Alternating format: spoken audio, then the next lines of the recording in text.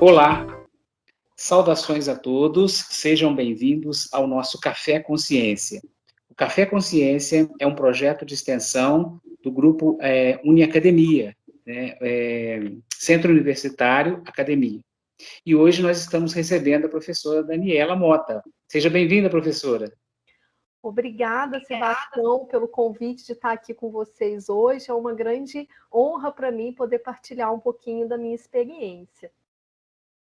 Que legal. O nosso projeto Café Consciência, né, só para quem ainda não viu, para quem ainda não assistiu às nossas entrevistas, é um projeto que procura trazer a ciência, o conhecimento, a pesquisa, os estudos mais próximo das pessoas, né, para que nós possamos conversar um pouquinho de maneira mais descontraída, de maneira mais próxima daquelas pessoas que não têm tanto contato com o meio acadêmico, né? É traduzir esses estudos, essas teorias, essas pesquisas, trazer para o cotidiano. Por isso o nome Café Consciência, porque quando nós convidamos alguma pessoa para tomar um cafezinho, é porque nós vamos conversar de maneira informal, né? Este projeto estava preparado para ser presencial, e ele ainda vai chegar lá, assim que nós pudermos, né, fazer com que ele seja presencial. Aí sim nós vamos ter o café materialmente falando, nós vamos poder tomar o café, nós vamos poder convidar as pessoas para fazer um bate-papo gostoso. Mas, enquanto isso não acontece, né, o sabor já tá por aqui, né, o sabor é partilhado, né, nesse conhecimento, né, como nós dizemos, né, o sabor do saber. O sabor do saber é fazer um bate-papo gostoso a partir daquele conhecimento que nós temos. Como sempre eu faço, eu costumo trazer algumas reflexões sobre pesquisa, conhecimentos e teorias, né? Essa semana eu estava olhando no Facebook, aí estava lá uma questão que era o seguinte, né? Uma frase de Schopenhauer que disse o seguinte: quanto mais claro é o conhecimento do homem, e quanto mais inteligente ele é, mais sofrimento ele tem. O homem que é dotado de genialidade sofre mais do que todos, né? Ou seja, o pensamento de Schopenhauer quer dizer o seguinte, que o sofrimento traz dor, o sofrimento traz, desculpa, o conhecimento traz dor, né? A pessoa ter muito conhecimento provoca dores, né, na pessoa. Eu discordo desse ponto dele, que eu acho que, na verdade, a dor é que leva ao conhecimento. E até no momento que a gente vê aí, né, a ciência trazendo soluções, a ciência, né, o conhecimento, oferecendo soluções para as pessoas. E quando a ciência, o conhecimento, a pesquisa oferece soluções e alívio para as dores das pessoas, eu não posso ligar, eu pelo menos acho, né, não ligar o conhecimento à dor, e sim a dor ao conhecimento, né? Ou seja, as dores que nós temos, nós procuramos aliviá-las a partir do conhecimento que nós temos, né? Trazer para o dia a dia, buscar soluções nas mais diversas categorias, né? E hoje, gente, eu estava curioso, quando a professora Daniela se inscreveu para participar do nosso projeto Café Consciência, eu fiquei curioso para poder conversar com ela sobre esse tema que ela fez com os alunos dela, né, que é um tema bastante interessante. A pesquisa é intitulada Saúde Mental e o uso da internet por estudantes universitários, estratégias de enfrentamento no contexto da Covid. Foi um trabalho desenvolvido aí pela professora Daniela Mota, junto com os alunos Thaís, Maria Eduarda, Magna e Ricardo, e teve a colaboração do professor Yuri Vasconcelos, né, que é o professor de estatística. E segundo a professora falou, quero saber dela em que pé que está, a publicação da pesquisa, né, se encontrava aprovada pela revista Ciência e Saúde Coletiva, e o processo de editoração do artigo estava sendo realizado, né, com o planejamento de composição do número de junho. Como é que aconteceu, professora? Já está disponível? Já está disponível no mês de junho, exatamente. Quem tiver interesse consegue fazer o download do artigo completo. Nós publicamos, inclusive, também uma versão em inglês. Foi solicitado a revista que fizéssemos a tradução, o que para nós é muito interessante, já que esse é um tema muito pouco pesquisado no Brasil, né? A questão do uso de internet, como que a intensidade, a frequência do uso de internet se associa ao sofrimento mental, é algo ainda pouco explorado no contexto brasileiro. Então, publicar em inglês foi importante para nós. Então, tá bom. Professora, eu vou passar a palavra para você, né, que gostaria que você fizesse uma breve apresentação aí, né, da sua formação, né, e o que você quiser falar para os nossos convidados. É um bate-papo informal, tá bom? Sim. Ótimo. Fiquei muito interessada, Sebastião, no seu projeto, quando eu vi a divulgação, porque acho que, assim, dos maiores investimentos que o país precisa fazer no setor de educação, sem dúvida, é no campo da ciência, né?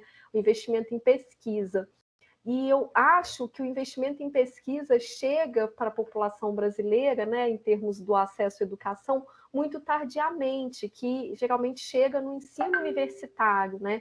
E, na verdade, a gente precisaria estimular essa valorização das pesquisas, a valorização da ciência desde o ensino fundamental, né? A gente sabe que, de um modo geral, isso é muito pouco estimulado. Então, eu acredito que, assim como várias temáticas do campo dos direitos humanos, a gente precisa transversalizar o debate entre as várias disciplinas, o debate da produção de conhecimento também precisa ser transversalizado, né? Então, é muito importante que todas as áreas tragam para os alunos um pouquinho de método de pesquisa, dizendo como que aqueles conhecimentos foram produzidos. Afinal de contas, todos os conhecimentos têm limitações, né? E eu acho que a gente conseguir ampliar a consciência crítica dos alunos, né, desde o ensino fundamental, de fato, é muito importante. Então, esse estudo é um estudo que, né, foi feito, como você muito bem relatou, foi feito por mim e por um grande grupo, né, composto por 4 alunos de psicologia, mais o professor Yuri, que foi quem nos deu suporte na análise de dados, na parte de estatística, né? Os alunos de psicologia são a Thaís, que infelizmente não conseguiu participar, está tentando, mas está tendo um probleminha com a internet, o Ricardo, a Magna e a Duda, né? E esses alunos, eles ficaram muito estimulados com as aulas de metodologia de pesquisa, né, de pesquisa em psicologia, que a gente, na época, tinha 2 disciplinas, tinha a metodologia 1 e a 2, né? E aí, a 2, a gente tinha a chance de construir um projeto. Então, eles ficaram muito estimulados, quiseram construir um projeto. Na verdade, eu voltei de um congresso em Lisboa, que é um congresso na área de drogas, né?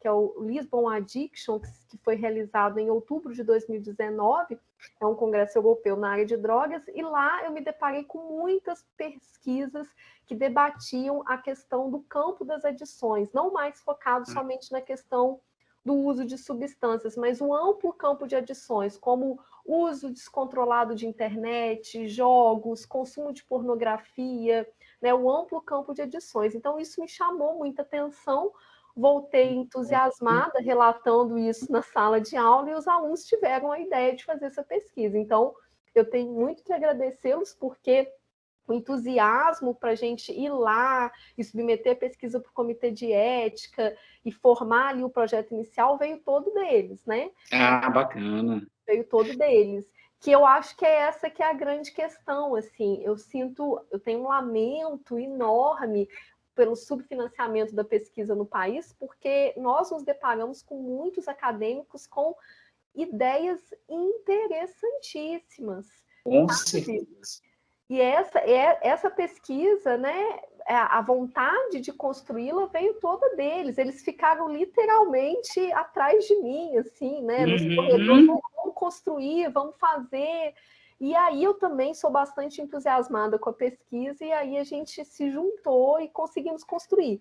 Só que a gente estava num contexto fora da pandemia, né? Estávamos em 2019.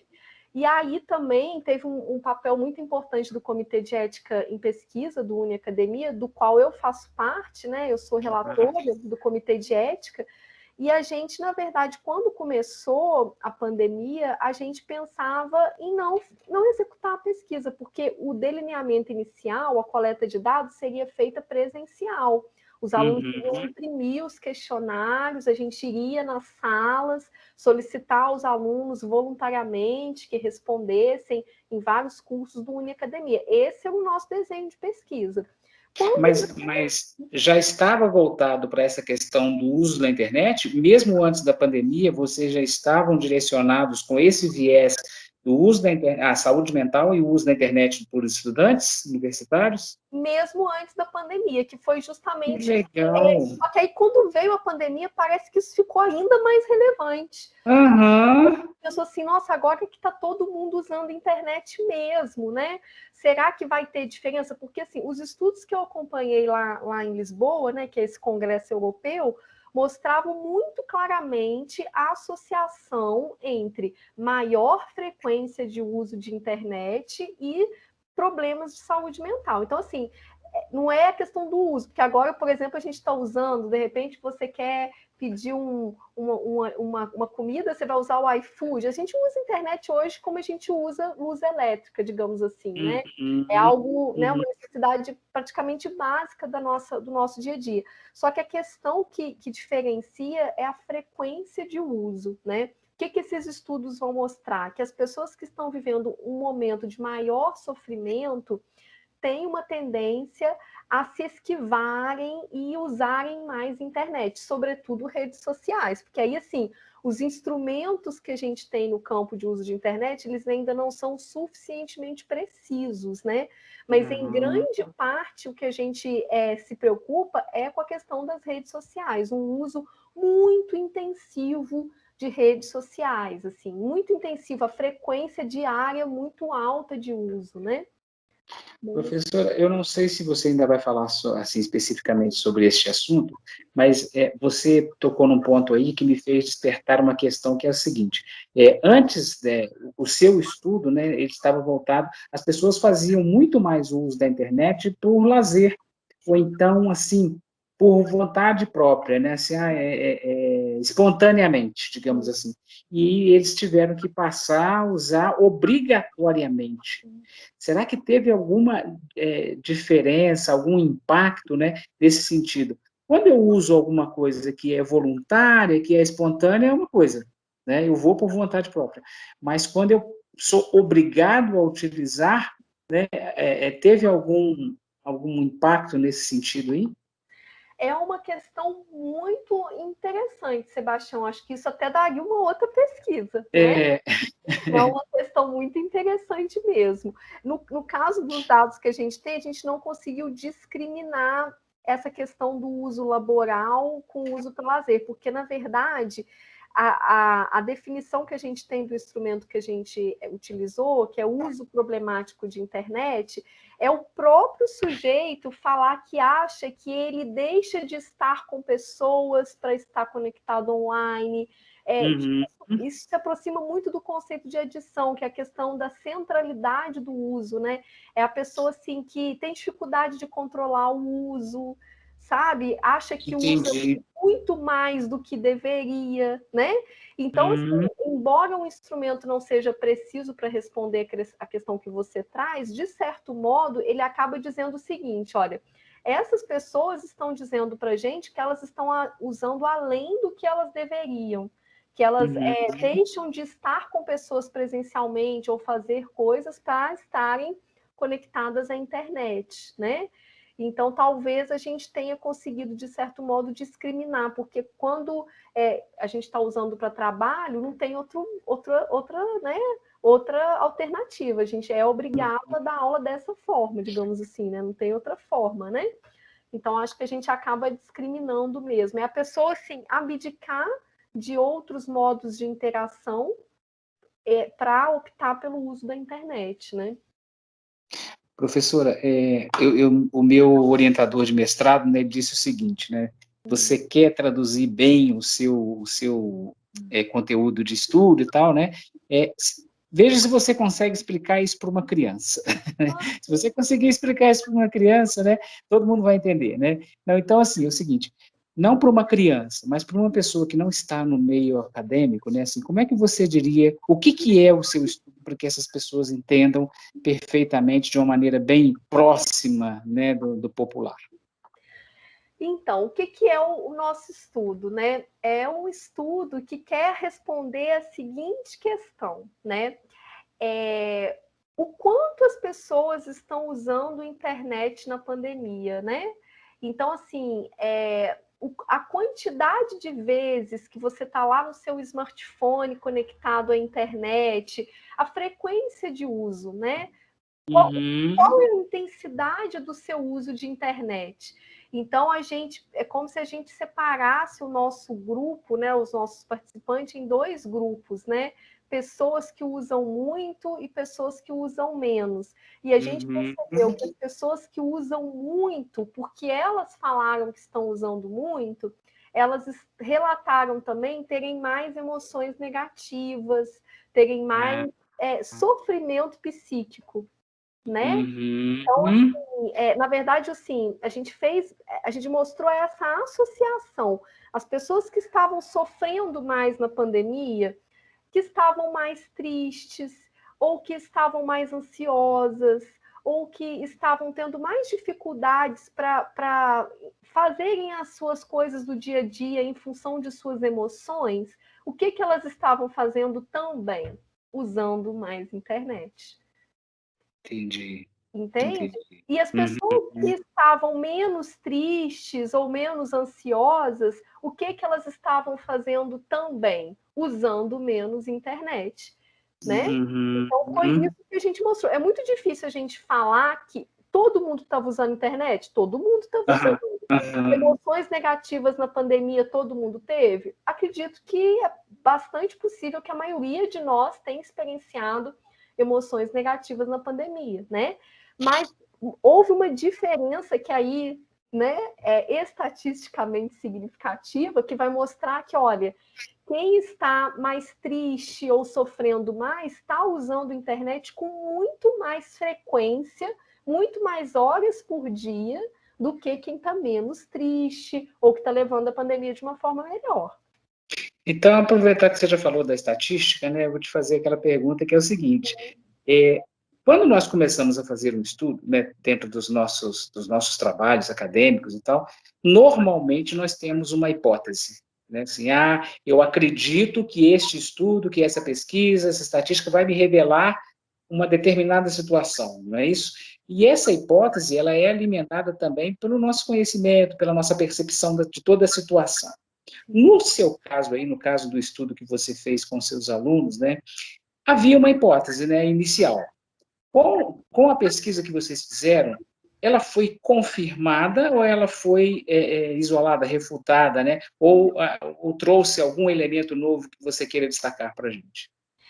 A nossa hipótese foi confirmada, porque a gente, baseando nessa revisão de literatura que a gente havia feito, a gente já tinha vários estudos que não eram nacionais, né, mas que mostravam uma forte associação entre frequência de uso de internet e sofrimento mental, né? Então a gente acreditava que a gente ia achar isso, esse resultado, que a gente ia confirmar a hipótese. Quando veio a pandemia, a gente ficou, será que agora a hipótese vai ser confirmada? Porque está todo mundo usando muito a internet. Essa foi a variável que, vamos dizer assim, confundidora, que tornou o nosso estudo mais original. Né? Talvez até em função disso que a gente tenha também conseguido publicar ele mais rapidamente numa revista de maior impacto, porque quando você fala em pandemia, a internet se tornou, sim, a salvação, né? E aí a gente pensa, e agora? Será que vai continuar sendo diferente a frequência de uso, já que está todo mundo usando a internet para tudo, né? E realmente confirmamos, mesmo no contexto de pandemia, onde todos nós possivelmente aumentamos muito o nosso uso de internet, a gente ainda mantém essa associação. Quem está sofrendo mais psiquicamente, né? Está usando a internet com muito mais frequência e muito mais intensidade do que aquelas pessoas que estão sofrendo menos, né? Então, foi curioso. Com certeza vocês fizeram assim, né, dentro dessa pesquisa, várias perguntas. Vocês tentaram explorar o máximo, né, o que as pessoas podiam transmitir para vocês dessa sensação, desse sentimento, tudo mais. Teve alguma surpresa? Teve alguma coisa que você, assim, oh, poxa, isso foi muito surpreendente. A gente não esperava esse tipo de resposta, a gente não esperava que fosse revelado esse ponto e foi revelado para a gente. Teve alguma surpresa? Teve uma surpresa. Na verdade, como a gente tem instrumentos fechados, né, que são escalas já validadas, a gente acaba que fica refém das perguntas que já existem nos Isso, instrumentos, né? Mas exatamente. a gente incluiu nessa pesquisa a questão do coping, né, das estratégias de enfrentamento. Embora o nosso objetivo principal seja avaliar a associação entre o uso de internet, frequência de uso de internet e sofrimento psíquico, a gente também avaliou as estratégias de enfrentamento, que são as estratégias de coping, né? Que é como as pessoas estão enfrentando a pandemia, né? O coping, né, que pode ser melhor traduzido por estratégias de Isso. enfrentamento, é uma medida muito utilizada para a gente avaliar momentos de situações de estresse, assim, momentos que geram um grande estresse. Como que você enfrenta aquele momento, né? Então, por exemplo, a gente poderia pensar na tragédia lá das barragens de Minas, né? Como as populações daqueles municípios enfrentaram aquele momento de estresse, né? Então, o coping tem muitas teorias relacionadas ao coping, mas a que a gente teve mais afinidade é entender que cada um desenvolve um coping que é possível e melhor para si mesmo, né? Então, o nosso objetivo aqui não é dizer qual que é o jeito certo do sujeito enfrentar a pandemia, porque cada um tem um jeito que é possível para ele. Tem gente que, com certeza, ali na pandemia foi, como dizem os nossos alunos, maratonar nas séries do Netflix, né? Tem gente que vai por um coping assim, vou ficar aqui vendo televisão. Tem gente que não, que aproveitou a pandemia para estudar, fez um plano de estudo, foi ler mais, né? Então, tem várias formas de enfrentamento que tem a ver com o que é possível para o sujeito naquele momento. Tem muito a ver com o contexto do sujeito também, né? Eu venho de uma perspectiva na psicologia que não pensa só o indivíduo isoladamente, né? Como se o sofrimento mental fosse um sofrimento do indivíduo. É sempre o indivíduo e o seu contexto. Com quem que esse sujeito mora? Ele está vivendo violência doméstica em casa? Ele está vivendo algum desconforto grande na casa dele? Então, tudo isso conta, né?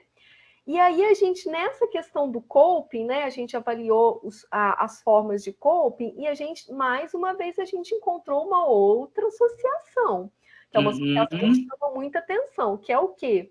Que é o que mais contribui para o sujeito ficar conectado na internet, né? Sim, O que mais sim. contribui? Duas coisas.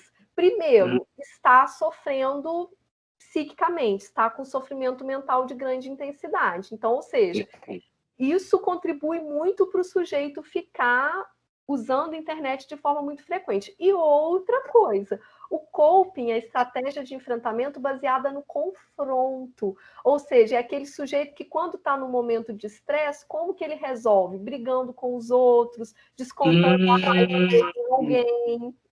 Isso Isso você está falando na questão das redes sociais, por exemplo, ir para as redes sociais e começar a brigar, discutir com as pessoas, colocar suas ideias de forma mais agressiva, né? agressiva.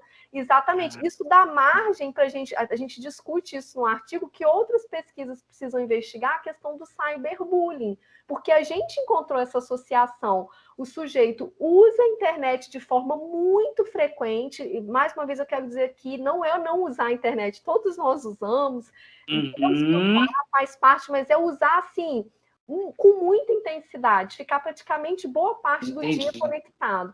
Esse sujeito está sofrendo mais, usando muito internet, e como que ele enfrenta a pandemia? Com muita questão relacionada a confronto, né? E aí dá margem para a gente pensar o cyberbullying, que foi essa situação que você descreveu, do sujeito ir brigar com as pessoas, ou a questão do ódio na internet, né? Que a gente vê muito também, né? Então, esse foi um resultado surpreendente, né? Mas, por outro lado, o resultado que talvez seja o resultado desse estudo que eu mais goste, e assim, é algo que mais me tocou, que é a questão dos propósitos de vida também. A gente percebeu que o sujeito que estava sofrendo menos, consequentemente, estava usando a internet de forma moderada, né? Sem trazer grandes prejuízos para a vida dele, usando a internet com menos, usando, todos nós precisamos usar, mas sem ficar conectado o tempo todo, né? Esse sujeito que estava sofrendo menos, como que era o coping dele, como que era o mecanismo de enfrentamento, muito baseado naquilo que a gente chama, né, na escala de reavaliação positiva, que na verdade tem muito a ver com o sujeito ter propósitos de vida.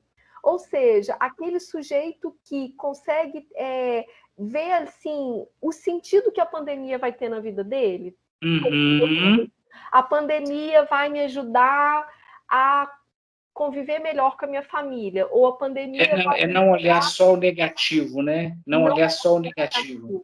exatamente. E conseguir trazer isso para um plano pessoal, né? Muitas pessoas até fizeram memes na internet sobre isso, né? Que já foram cozinhar, que já foram aprender sobre jardinagem. A gente brinca sobre isso, que a pandemia teve várias fases, mas é um pouco isso, assim, conseguir colocar isso num propósito, que pode ser um propósito grandioso, do tipo, nossa, com a pandemia eu revi a minha profissão e eu resolvi mudar de profissão, ou pode ser um propósito de curto prazo, que pode ser assim, eu vou arrumar mais a minha casa, eu vou estudar melhor, né? Mas a questão dos propósitos de vida, de ter conseguido, assim, dar sentido à pandemia, né? Qual que é o sentido que a pandemia vai ter na vida daquele sujeito? Isso é uma pergunta muito pessoal, né? Eu acho que cada um de nós viveu esse momento e tentou dar sentido a esse momento de alguma forma. O que a gente observa é que protege a nossa saúde mental quando a gente consegue dar sentido às vivências traumáticas, negativas, disruptivas, né? Né, foi algo que ninguém estava esperando, né? Se você conseguir buscar um sentido pessoal para isso, isso vai ser, sem dúvida alguma, protetor para a sua saúde mental. E a pesquisa trouxe esse resultado. As pessoas que conseguiram dar mais sentido à pandemia foram também as pessoas que usaram menos internet e que estavam mentalmente mais protegidas, né? Vocês fizeram essa pesquisa bem no princípio da pandemia, né? Foi lá no início. Vocês acreditam que hoje ela já... É claro que isso não está dentro da sua pesquisa, né?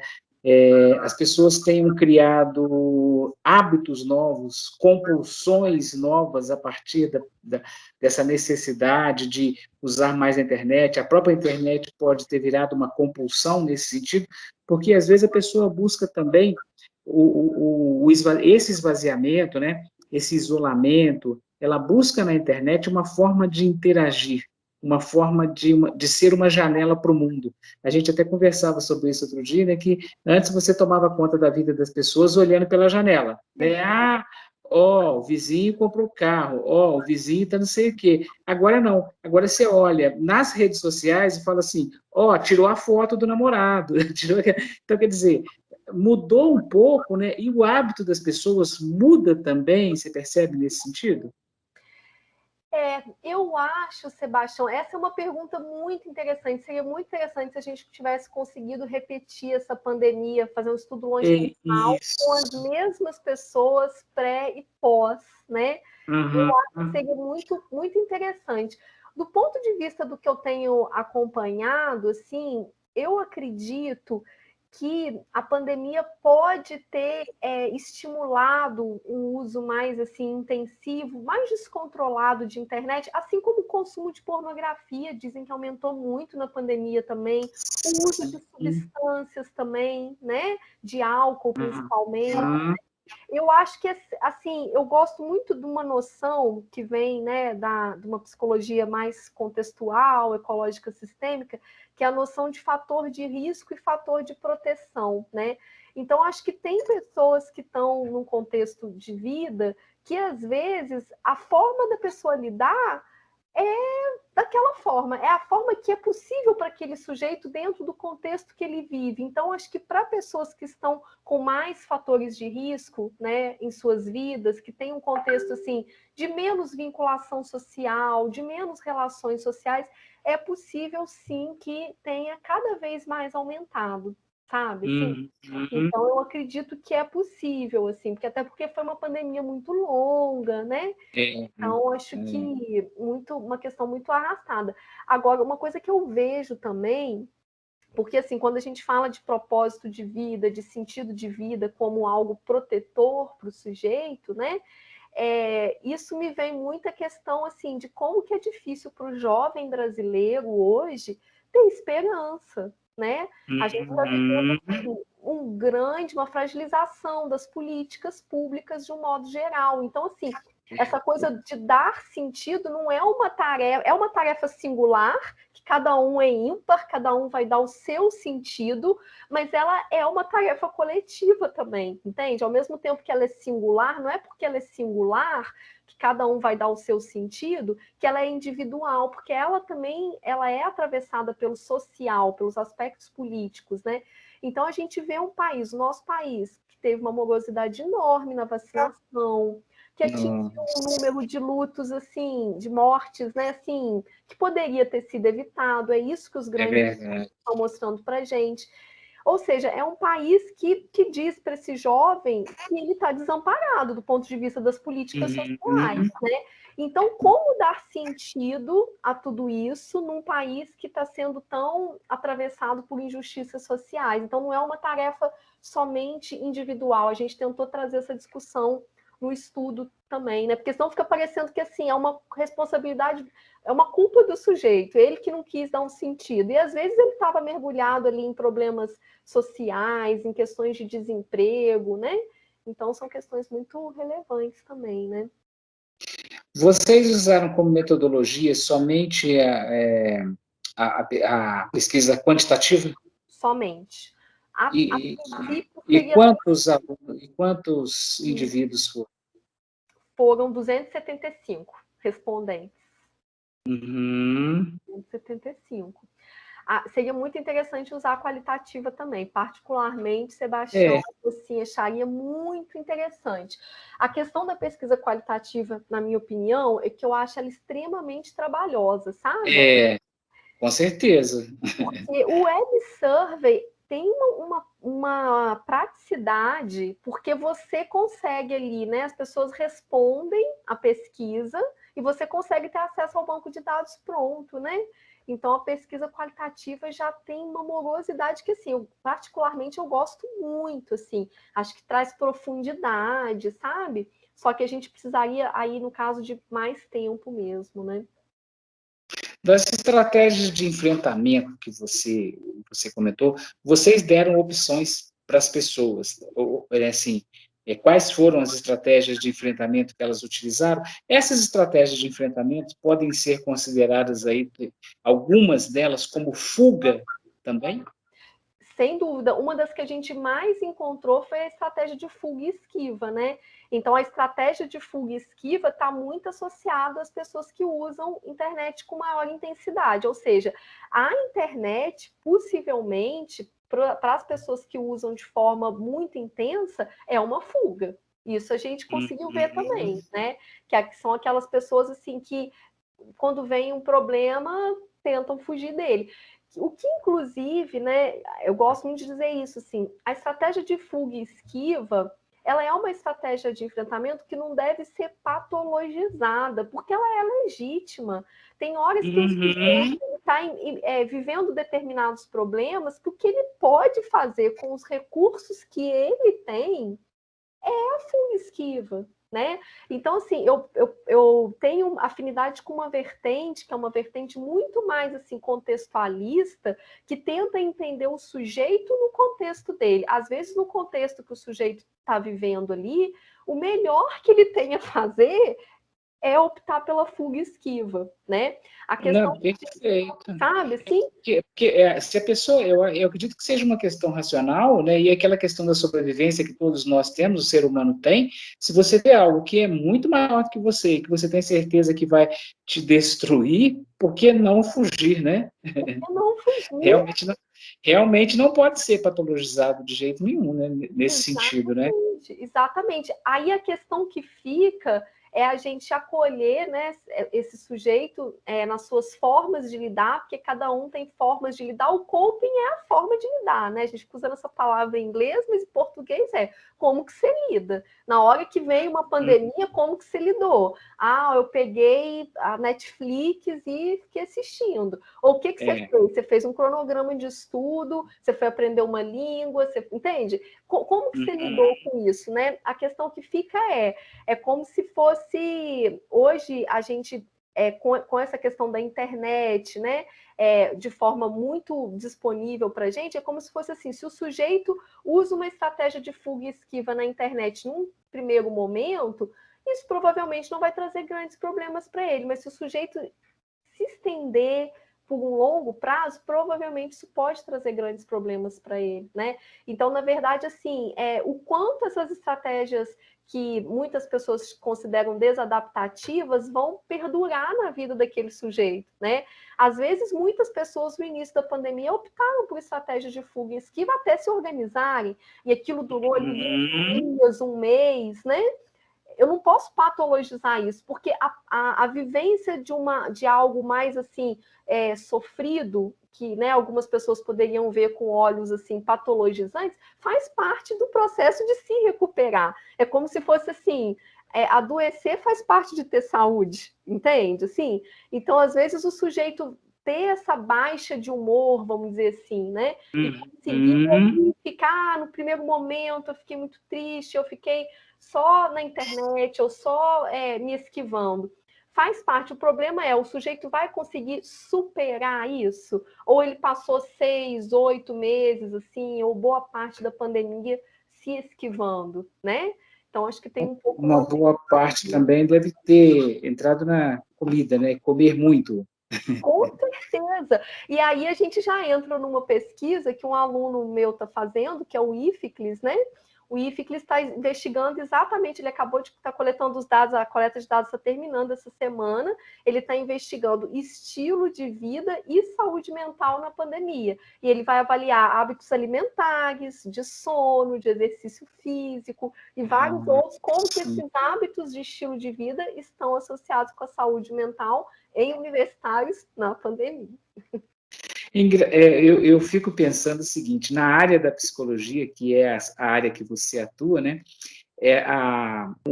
o fenômeno da pandemia deve ter sido um prato cheio, digamos assim, né, porque ele deve ter gerado para vocês muitas possibilidades de pesquisar tópicos novos, temas novos, né? Sim, sem dúvida alguma. Nossa, eu acho, Sebastião, que a gente sai dessa pandemia com uma reflexão pessoal e coletiva muito maior. A sensação que eu tenho é que a gente entrou numa grande imersão. Por mais que a gente tenha naturalizado a pandemia agora, né? Porque agora sim, como eu vi outro dia uma pessoa falando que se sair sem máscara vai sentir que está saindo sem roupa. Eu já estou assim também, sabe? Eu acho que assim, a gente naturalizou, mas a gente sabe que teve determinadas percepções que a gente teve na nossa vida e do mundo que a gente não teria se não fosse a pandemia. É verdade, é verdade. Então eu acho que isso por si só faz com que a gente mude muito a forma de estar com o outro, né, de olhar o outro. Então são questões que eu acho que a gente ainda vai se deparar com elas, né? Qual que você acredita que tenha sido o maior desafio que vocês enfrentaram para realizar, concluir essa pesquisa de vocês? O maior desafio, eu acho, Sebastião. Nossa, é porque assim, eu acho que a pesquisa por si só, ela parece que ela é desafiante o tempo todo, assim, né? O Sim, tempo todo a sim. gente, a gente fica num momento desafiante. Assim, eu posso falar pessoalmente, assim, talvez, assim, para mim o maior desafio foi ter submetido o artigo, esse artigo, né, que foi publicado no dia 30 de junho. Eu não acreditava que eu estava fazendo aquilo, porque eu falei, gente, a gente está no final de um semestre de uma pandemia, e eu estou usando energia que eu acho que eu não tenho, entende? Para submeter um artigo. Aquilo para mim foi desafiante. Outro momento desafiante também, quando a revista retornou no final de novembro com as revisões. Eu falei, não acredito, eu quero ir para o Natal, né? E eu tive que respirar e fazer. Então, pessoalmente, foi esse desafio, entende? Porque pesquisa tem hora para acontecer. Eu não podia simplesmente pegar o banco de dados e falar, está coletado, depois eu vejo.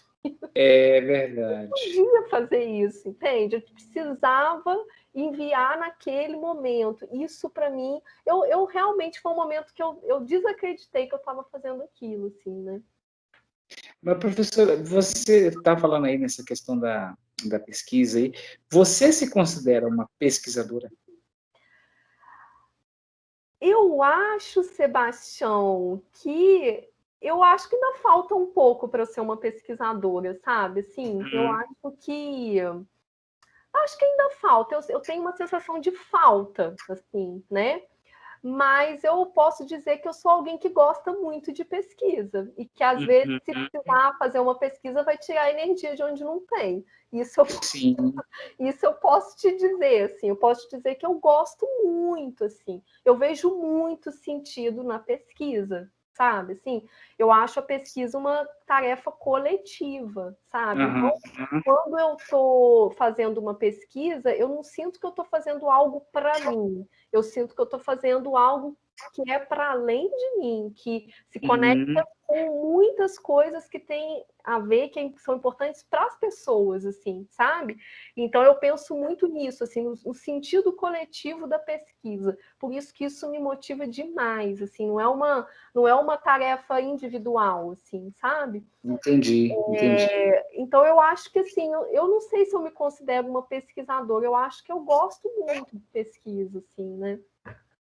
Aquele comentário que eu fiz lá no princípio, né, do Schopenhauer, que ele falou que, né, ele quis dizer, em resumo, que o conhecimento, né, o acúmulo do conhecimento e até a própria consciência desse conhecimento que nós temos, nos leva a sofrer, né, porque, como diz, tem uma outra frase que diz também o seguinte, né, se você acha a educação cara, a pesquisa cara, experimente a ignorância, né, isso, então, mas que aquele que estuda muito, que tem muito conhecimento, sofre muito por ter consciência das coisas. Sim. Como é que você pensa isso? Você também acredita que o conhecimento traz sofrimento por ter uma consciência maior do que os outros, ou ele traz alívio? O que você considera? Eu acho que traz sofrimento. Eu acho que traz sofrimento porque a pandemia, por exemplo, um grande sofrimento que nós que somos do campo da psicologia temos é de entender que a gente vê a curva da Covid sendo representada todo dia no Jornal Nacional, e a curva da saúde mental não vai ser representada, entende? Particularmente, né, na psicologia, eu estou nos estágios da clínica, escola de psicologia do Uniacademia, né, e eu pude escutar, né, converso isso direto com os professores do nosso colegiado. Como que o sofrimento mental das pessoas, na minha percepção e na dos alunos que fazem os atendimentos também, se tornou algo mais intenso na pandemia, né? Então, a escuta que a gente tinha desse sofrimento em 2019 é muito diferente da que a gente tem hoje, porque muitas pessoas vivendo situações de crise psicossocial, que precisam de um atendimento mais imediato, e eu sofro com isso, porque isso não está representado no Jornal Nacional. A gente até teve um Profissão Repórter sobre isso, que eu fiquei muito feliz. O dia que eu vi, assim, que eu falei, finalmente alguém está dando legitimidade à questão da saúde mental na pandemia. Mas a gente sabe que a saúde mental, ela tende a ser, assim, a última da lista, né? Então, assim, não tem problema. Isso que você falou aí, né, as pessoas consideram muito a morte. O sofrimento passa por cima, né? Com certeza. E cada uma dessas mortes, né, gerou ali famílias enlutadas, pessoas enlutadas. A gente até tem uma professora no curso de psicologia que faz um trabalho muito interessante, que é a Ila, ela dá suporte a pessoas enlutadas, né, a partir de trabalhos grupais. E eu acho que é um trabalho completamente necessário porque a gente está vivendo. A gente escutou muito isso na clínica de psicologia, pessoas enlutadas, pessoas vivendo situações assim, né, de pressão social e econômica, porque a gente sabe que a economia também foi devastada na pandemia, né? Então, assim, isso eu acho que me traz sofrimento, assim, sabe? Particularmente, né, a minha área de estudo é uma área muito relacionada ao planejamento, né, dessa rede de serviços. E nesse momento da pandemia, eu vi muitas terminologias que a gente usa no planejamento serem discutidas, né? Por exemplo, a questão assim de capacidade instalada, quantos leitos tem ali no hospital, quantas pessoas estão precisando desses leitos, né?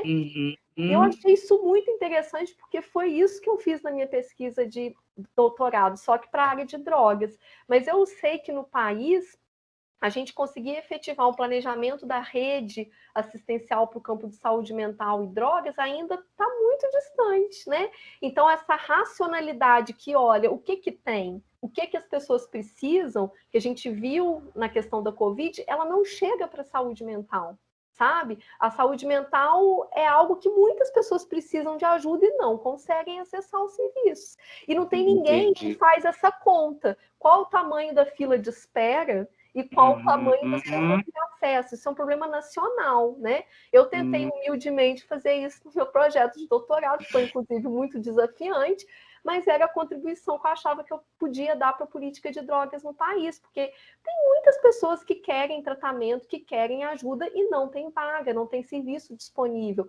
Essa racionalidade do planejamento a gente viu na Covid o tempo todo, né? Mas para a saúde mental ela não é feita. Mas isso acontece, você acredita que isso aconteça porque não é algo visível, né? Assim, vou dar um exemplo bem claro, né? Como uma fratura exposta, por exemplo, que você vê, então a pessoa é mais urgente, mas o sofrimento mental, né, passa. Então, você acredita que realmente é por aí, as pessoas dão mais prioridade para aquilo que é mais, como é que eu vou dizer, impactante visualmente, e a saúde mental é mais abstrata, mas ela, da mesma forma, leva a pessoa para sofrer, né? Com certeza, Sebastião, a gente tem uma questão no sistema de saúde brasileiro que serve para todas as condições de saúde. A gente tem um sistema de saúde que é muito mais voltado para o atendimento de condições agudas. Qualquer condição de saúde crônica, ela tende a ter o tratamento mais negligenciado, assim, né? Então, é um sistema muito mais voltado para condições agudas, né? A saúde mental entra no conceito de cronicidade, do ponto de vista da organização do sistema de saúde. E tem muito isso, né? A saúde mental, você não tem parâmetro biológico, você não vai fazer um exame igual um colesterol, vai falar, seu colesterol tá alto, né? Saúde mental não é isso, não adianta você fazer uma super imagem do cérebro, porque mente e cérebro não é a mesma coisa, né? Não equivalem, não é a mesma coisa. Então, saúde mental é algo muito assim que eu acho que para a gente dar importância para a saúde mental, a gente tem que elevar o patamar civilizatório da sociedade, sabe? E a gente passa em frente um morador de rua e é isso, né? Entende? Assim, a gente parece que a gente vai se acostumando a ficar frio com a dor do outro, com o sofrimento do outro, né? E sem contar que muito dessa saúde mental no contexto brasileiro é reflexo de problema social, assim, isso com certeza é claro, assim, né? Muitas das pessoas que a gente atende na clínica são pessoas que já passaram por situações de violência, ou seja, são reflexos de questões sociais que vão repercutir na saúde mental do sujeito, né? E para você, qual foi a grande lição que você tirou da pandemia, profissional ou pessoal? Qual foi a grande lição que você conseguiu tirar, que você poderia e gostaria de dividir com a gente? Eu acho que eu tirei uma lição, assim, são tantas lições, Sebastião, Essa pergunta não estava no script, mas... Nossa, acho que a pandemia... A pandemia me trouxe tantas lições. Acho que é uma pergunta que eu vou, assim, vou passar minhas férias refletindo sobre ela, porque realmente ela me trouxe muitas lições, assim, né? Mas, assim, tem uma frase, né, que fala assim, não tenhamos pressa, mas não percamos tempo. Eu acho que a pandemia me trouxe um pouquinho dessa lição, assim, sabe? Que o tempo foge pelas nossas mãos, assim, né? E eu acho que a gente tem que ser dono do próprio tempo, sabe? Assim, porque, de repente, 2 anos das nossas vidas se passaram, assim, né? Então, acho que, pessoalmente, a pandemia me trouxe essa lição, porque eu tenho uma relação com o tempo, né? Acho que cada um tem uma relação com o tempo. Eu tenho uma relação com o tempo que é muito, vamos dizer assim, baseada numa questão, assim, de tudo tem hora para acontecer, Sim, né? sim. Uma relação muito da questão da espera. Produtividade. Exatamente, sabe, assim, da questão da espera e tal. E eu acho que a pandemia me trouxe um pouquinho essa lição, assim, né, da gente fazer acontecer mesmo, assim, né? Porque a gente está aguardando há muito tempo muita coisa acontecer, né? E aí eu acho que ela me trouxe um pouquinho essa lição, né? Me trouxe a lição também, uma lição que eu acho muito importante, porque a questão do sentido, né, que apareceu tanto na nossa pesquisa, e eu continuo achando fundamental a questão do sentido, da gente buscar um sentido de vida, e que aquelas pessoas que conseguiram ver sentido nesse momento da pandemia, né, foram pessoas que conseguiram enfrentar melhor. Eu acredito muito nisso. A gente tem um livro clássico que talvez você conheça, que é o do Viktor Frankl, chamado Em Busca de Sentido. É um clássico na psicologia, porque o Viktor Frankl ele ficou num campo de concentração, né? E ele faz esse diário, que é um relato do campo de concentração, onde ele percebe que as pessoas que viam mais sentido na própria vida conseguiam ter mais força para enfrentar o campo de concentração, né? Perfeitamente. E a gente encontra isso em vários outros estudos também, relacionados à recuperação de usuários de drogas, aqueles que veem mais sentido na sua vida têm mais sucesso. E às vezes o sentido pode ser conviver com a família, iniciar uma nova profissão, voltar para o antigo amor, enfim, né? Eu continuo acreditando muito no sentido. Eu acho que a gente tem que buscar sentido na nossa vida e acho cada vez mais que esse sentido é coletivo, né? A gente constrói sentido coletivamente no laço social. Eu acho que é o laço social que vai contribuir muito para essa questão do sentido. Então, eu acho que a pandemia trouxe isso também, sabe? De laços sociais que dão sentido são muito importantes para nós também, né? Só para a gente fechar, você falou que sobre a questão do coletivo. O que te inspira a pesquisar é essa questão do coletivo? Sem dúvida, sem dúvida. Assim, eu sei que eu estou sendo um tanto, vamos dizer assim, romântica quando eu falo isso, mas é completamente verdadeiro, assim. Eu tenho... Quando a gente consegue publicar um artigo e quando escreve um artigo, eu tenho a sensação que eu coloquei um tijolinho ali, sabe? Assim, numa construção que não é minha de forma alguma, mas eu coloquei um tijolinho ali. Eu não sei quantas pessoas vão ler esse artigo, né? Eu já recebi mensagens de pessoas até do Nordeste, fiquei muito feliz com isso, sabe? Porque eu não estou fazendo isso para mim, Sebastião. Isso tem a ver com o meu senso de propósito, certamente, assim, né? É como se eu estivesse a serviço de algo, né? Eu estou a serviço de algo, porque no caso aqui do estar a serviço de algo, é a serviço da ciência, né? Enquanto, vamos dizer assim, né? Enquanto algo que a gente pode nomear dessa forma, mas entendendo que a ciência é fundamental para a política, sabe? Então, assim, eu acho que fazer pesquisa é como se fosse assim a minha forma de contribuir para o mundo, assim, Por isso que eu acho que eu estou em dívida com o mundo, porque eu não estou fazendo tanto quanto eu poderia ou quanto eu deveria, assim, né? Porque a gente tem as nossas limitações também, sem dúvida alguma, né? Mas fazer pesquisa é a minha forma de contribuir humildemente, assim, quando eu falo contribuir para o mundo, é assim, pensando no trabalho de formiguinha, sabe? Que está lá carregando 7 vezes o peso dela, dizem, né? Não sei se é verdade, né? Que as folhinhas Sim. são, né? Assim, é o trabalho de formiguinha. Eu sinto que é a minha forma de contribuir para o mundo, assim, né?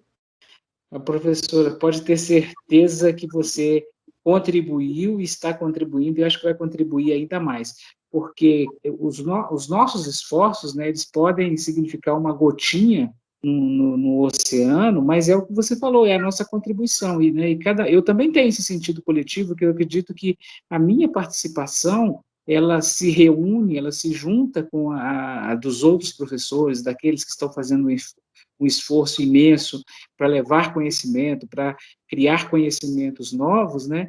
E isso vai se transformar num grande conhecimento que vai ser de valia para toda a humanidade, né? Então, eu quero aqui parabenizar você por tudo que você fez, pelo seu estudo que você gerou aí, e o que ele vai trazer para as pessoas aí de resultado positivo, tá? Parabéns, fiquei muito feliz em te entrevistar, gostei muito, né? Eu estava curioso para conversar sobre esse tema, até porque ele é bem atual, então, assim, fiquei muito satisfeito com a sua participação, tá joia? Sebastião, eu agradeço imensamente. Desde o início, quando eu vi o seu projeto, eu achei muito interessante. Eu acho que assim, é uma iniciativa muito importante, porque eu acho que a gente precisa exatamente disso, sabe? Sobre essa reflexão, assim, né? E trazer essa reflexão para as pessoas, porque a nossa conversa aqui, a gente falou de sentido da vida, né? Ou seja, Sim.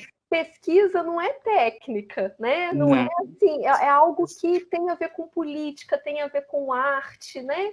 Tem a ver assim, com dar sentido e contribuir para a nossa sociedade. Então, eu achei que o seu projeto assim é um projeto completamente necessário. Eu torço para que vocês permaneçam com ele nos outros anos e te agradeço imensamente por me dar esse lugar de fala aqui. Acaba que eu falei coisas assim que eu nem estava assim esperando, né?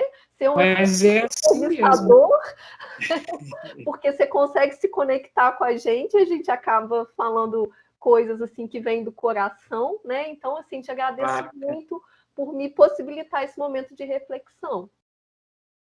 obrigado, professora, por ter participado aí, né, e por ter gostado do projeto, né, eu acredito que nós vamos tentar aí, dentro do possível, continuar com ele nos outros anos, sim, né, trazendo outros temas, e você já tem um outro estudo aí que você, né, está fazendo, que vai trazer para a gente em breve, tá joia?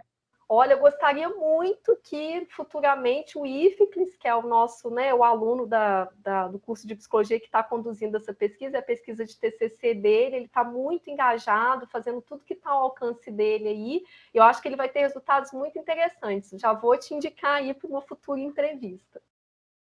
Ótimo, bacana. E esse nosso bate-papo, gente, fica gravado, né? Vocês vão poder assistir aí no canal do Uni Academia. Não deixem de assistir, né? Este e os outros que nós vamos fazer aí em breve, pois eu acredito que é de amplo conhecimento para a gente, como a professora falou, né? Muito necessário. Então, muito obrigado pela atenção de vocês e até o nosso próximo encontro, viu? Professora, obrigado, viu? Até Tudo de breve. bom. Tchau, tchau, tudo de bom. Tchau. Tchau, obrigada.